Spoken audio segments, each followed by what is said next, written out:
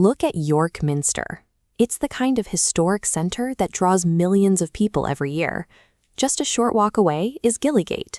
It's a corridor packed with 18th century architecture and independent shops like the Cactus Trading Post.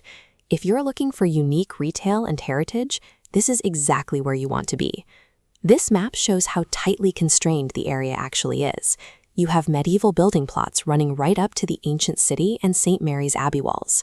While other parts of York saw extensive clearances in the early 20th century, the houses built along these old walls survived. This created a dense streetscape where independent traders now thrive in spaces that can't fit into standard modern storefronts. However, that same medieval density creates a massive problem if you try driving your modern car right into it. These plots were laid out centuries before the automobile. There is almost zero rear access for modern vehicles, forcing every car, bus, and delivery truck onto one narrow strip of asphalt. That brings us to the Clarence Street and Lord Mayor's Walk junction. It's a known bottleneck where heavy, crawling traffic dominates. If you're walking, you're relegated to narrow concrete slab pavements, pinned between historic brickwork and a steady stream of exhaust fumes. Because shops have no back alleys for loading, commercial delivery vans must park directly on the main thoroughfare, slowing the flow of traffic even further. If you arrive without a plan, you will end up circling the inner ring road, waiting for a rare opening in a city not designed for cars. Out of desperation, you might dive into the first city center lot you see, only to find drive-up fees that can consume 20 pounds of your shopping budget. Navigating Gillygate successfully requires decoupling where you park your car from where you actually want to spend your time. Your first option is the satellite driveway strategy. This involves using an app to pre-book a private residential parking space sitting just outside the inner ring road. This chart compares the daily rates. While an official city center lot can run you up to 20 pounds, these private driveways are available for as little as 1 to 3 pounds a day. Instead of fighting buses on Gillygate, you pull into a quiet cul-de-sac like Portland Street.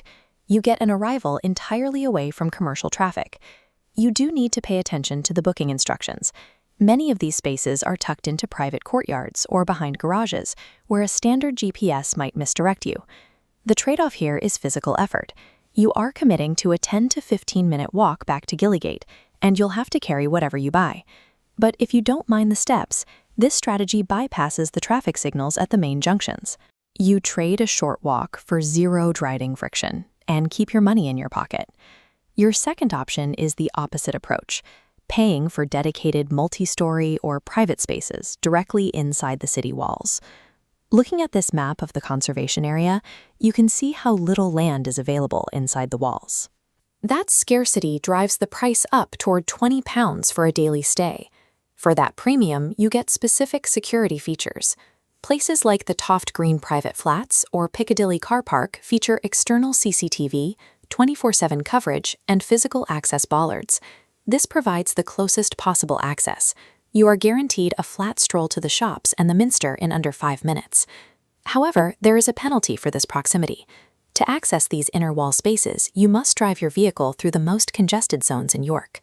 Inner wall parking offers the luxury of being steps away from your destination, but it requires you to spend the most time in traffic to get there. Finally, there's a middle ground approach, the supermarket hack.